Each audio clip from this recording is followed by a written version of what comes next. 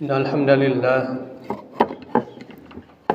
نحمده ونستعينه ونستغفره ونعوذ بالله من شرور أنفسنا ومن سيئات أعمالنا من يهد الله فلا مضل له ومن يضلل فلا هادي له أشهد أن لا إله إلا الله وحده لا شريك له أشهد أن محمدا عبده ورسوله اللهم صل على سيدنا محمد وعلى آل سيدنا محمد أما بعد قال الله تعالى في القرآن الكريم أعوذ بالله من الشيطان الرجيم يا أيها الذين آمنوا اتقوا الله حق تقاته ولا تموتن إلا وأنتم مسلمون قال الله تعالى أيضا لن ينال الله لحومها ولا دماؤها ولكن يناله التقوى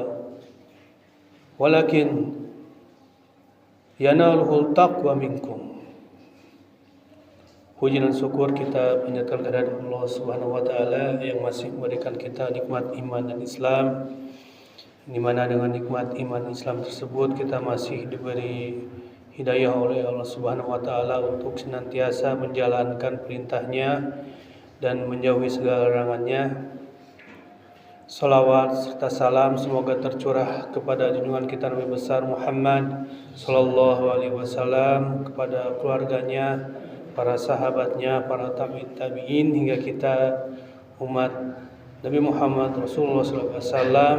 Semoga kita yang berkumpul di masjid yang mulia ini, di hari yang mulia ini, memperoleh syafaat dari beliau di akhirat kelak, amin ya rabbal alamin.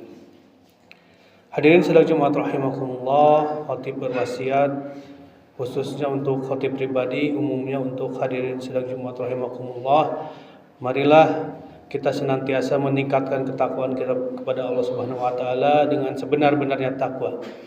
Dan janganlah kita meninggalkan dunia ini kecuali kita mati dalam keadaan Islam. Hadirin sidang Jumat rahimakumullah, di hari yang tasyrik ini masih dalam suasana Idul Kurban, Idul Adha. Khatib di muqaddimah membacakan surat Al-Hajj ayat 37 yang berbunyi lan yanallaha luhumuha wala dima'uha. Dan daging hewan kurban dan darahnya ini sekali-kali tidak akan sampai kepada Allah Subhanahu wa taala. Walakin yanaluhul taqwa minkum. Tetapi yang sampai kepada Allah adalah ketakwaanmu. Hadirin sidang Jumat rahimakumullah, Allah menjelaskan bahwa daging hewan kurban dan darahnya itu sekali-kali tidak akan sampai kepada Allah. Karena kurban itu bukan sebuah ritual sesajen yang biasa kita lihat di beberapa daerah. Dan Allah tidak membutuhkan darah dan daging hewan kurban tersebut. Tetapi yang sampai kepada Allah adalah ketakwaan kita. Ketakwaan orang yang berkurban kepada Allah Subhanahu wa taala. Yaitu sikap seorang yang berkurban melawan rasa cintanya terhadap harta yang dia kurbankan untuk Allah Subhanahu wa taala. Mengorbankan, melawan sifat kikir seorang manusia untuk mengeluarkan hartanya. Dan dengan berkurban itu adalah salah satu bentuk ikrar kita kepada Allah Subhanahu wa taala akan melawannya kita kepada sifat-sifat yang Allah tercela di hadapannya. Dan berkurban pun menunjukkan sifat peduli kita berbagi kepada sesama. Karena tidak setiap orang mampu merasakan hewan-hewan kurban yang hanya tiap tahun dia dapat. Tidak seperti orang-orang yang bisa ke restoran tiap hari, bisa makan-makan ke restoran tiap hari. Nah, orang-orang yang tidak mampu itu bisa merasakan sekarang ini dengan adanya fadilah kurban ini. Rasulullah SAW bersabda, perbuatan yang paling dicintai Allah dari seorang Bani Adam ketika hari Idul Adha adalah menyembelih hewan kurban. Sesungguhnya hewan kurban itu datang pada hari kiamat sebagai saksi dengan tanduknya, bulu dan kuku-kukunya. Nah, di sini para ulama menggarisbawahi kenapa di dalam hadis ini disebut tanduk, bulu dan kuku-kukunya. Ini membuktikan bahwa Allah tidak membutuhkan daging, tidak membutuhkan darahnya. Makanya disebutkan oleh Rasulullah SAW tanduk, bulu, kuku-kukunya, yang dimana hal tersebut oleh kita disepelekan di dunia ini. Tidak ada. Ketika pembelian hewan kurban itu ada yang ingin tanduknya itu, berlomba-lomba mengingin tanduknya atau bulunya atau kuku-kukunya, itu dikesampingkan. Rata-rata ingin dagingnya. Tapi Rasulullah SAW dalam hadis ini menyebutkan tanduk, kuku dan bulunya yang akan menjadi saksi seorang pengorban itu di akhirat kelak. Sesungguhnya darah hewan kurban telah terletak di suatu tempat di sisi Allah sebelum mengalir darahnya tersebut ke tanah. Karena itu bahagiakan dirimu dengan dagingnya. Hadis riwayat Tirmizi. Hadirin sedang Jumat rahimakumullah. Para ulama membagi dua keutamaan dalam berkurban ini. Yang pertama adalah berkurban karena hablum minallah, yaitu sebagai sarana pendekatan dari seorang muslim kepada Allah Subhanahu wa taala. Makanya disebut syariatnya itu adalah kurban.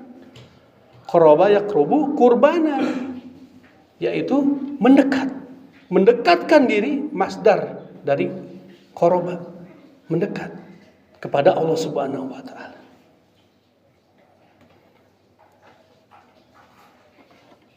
Sebagai sarana pendekatan dari seorang muslim kepada Allah Subhanahu wa taala dengan keikhlasannya berbagi hewan kurban dan kepasrahan dan ridhonya mengorbankan harta yang dicintai semata-mata hanya karena Allah Subhanahu wa taala. Itu poin yang satu adalah hablu minallah. Yang keduanya adalah hablu minannas, yaitu hablu minannas ini terutama dirasakan oleh fakir miskin yang khotib bahas di awal tadi. Ya, karena yang belum tentu setiap tahun seorang dari kita ini bisa merasakan daging kurban tiap tahunnya. Mungkin orang-orang yang mampu itu bisa tiap minggu atau makan tiap hari. Bahkan kita lihat kalau ada setiap pembagian hewan kurban itu antriannya itu sangat banyak. Ini membuktikan bahwa tidak setiap orang itu mampu merasakan daging kurban atau daging yang dikurbankan itu tiap hari atau tiap minggu. Bahkan bisa sangat jarang sekali.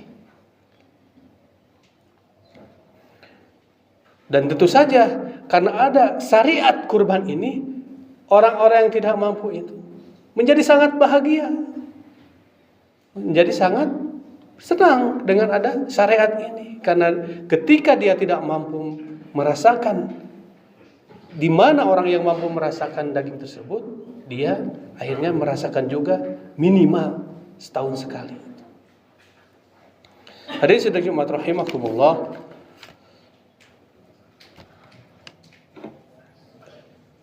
Ketika di syariat Idul Adha ini, kita pun tidak lepas dari suatu sejarah suatu ibroh dalam keluarga Ibrahim, di mana di dalam keluarga tersebut terjadi banyak sekali cerita yang menarik yang dapat kita ambil pelajarannya. Dan ini mungkin kita dengar tiap tahun di khutbah Idul Adha. Dalam surat As-Saffat terjadi dialog antara Nabi Ibrahim dan Nabi Ismail. Surat As-Saffat ayat 102. Falamma balagha ma'ahu sya'ya qala ya bunayya inni arafil manan anni adba'uka fanzuru ma da tara. Maka ketika anak itu sampai pada umurnya, sanggup berusaha bersama ayahnya Ibrahim berkata, wahai anakku, sesungguhnya aku bermimpi bahwa aku menyembelihmu, maka pikirkan apa pendapatmu. Qala ya abati fa'al ma tu'maru satajiduni insyaallahu minas sabirin. Dan jawaban Nabi Ismail menjawab, wahai ayahku, lakukanlah apa yang diperintahkan Allah kepadamu, insyaallah engkau akan mendapatkan aku termasuk orang yang sabar. Di cerita ini, di sejarah ini, di surat As-Saffat ayat 102 ini, Nabi Ibrahim membuktikan bahwa keimanan yang kuat membuat seseorang rela melakukan perintah yang Allah perintahkan sekalipun berat. Berat hadirin sedang jemaat rahimakumullah, karena Nabi Ismail ini adalah anak yang diidam-idamkan oleh Nabi Ibrahim. Ini juga menjadi ibrah pelajaran kita bahwa ketika kita berkurban, itu adalah harta yang kita cintai. Harta yang kita usahakan dari pagi, pulang sore, bahkan sampai malam, hanya karena untuk kurbanan, mendekatkan diri kepada Allah Subhanahu wa Ta'ala. Apalagi seorang Nabi Ibrahim diperintah untuk mengorbankan putranya yang dicintai. Dan Nabi Ismail pun menunjukkan sikap yang tawakal juga. Dengan keperasaan yang luar biasa, saat mengetahui hal tersebut, maka demi menjalankan perintah Allah, Nabi Ismail rela untuk menjadi kurban sang ayah. Dan hal itu tersebut Allah tidak takdirkan tidak terjadi. Allah ganti dengan seekor domba. Dan di surat As-Saffat juga ada komunikasi yang menarik antara ayah dan anaknya. Jadi Nabi Ibrahim berdialog dengan anaknya itu, tidak otoriter. Bagaimana ayah mendapat wahyu bahwa kamu harus sembelih. Karena didikan Nabi Ibrahim yang luar biasa baiknya kepada Ismail, jawabannya pun luar biasa. Kalau itu perintah Allah, laksanakanlah, insya Allah aku termasuk orang yang sabar. Dan ini berat. Tidak mungkin hal tersebut diturunkan kepada manusia biasa seperti kita. Hal tersebut diturunkan kepada orang-orang yang level imannya itu naik dan turun. Yang terakhir, peristiwa digantinya Nabi Ismail dengan seekor domba ini menunjukkan bahwa Allah Subhanahu wa Ta'ala tidak benar-benar tidak menuntut darah dan dagingnya. Sekali lagi, tidak menuntut darah dan daging, melainkan ujian ketakwaan dan keikhlasan seorang hambanya kepada Allah Subhanahu wa Ta'ala. Barakallahu li wa lakum.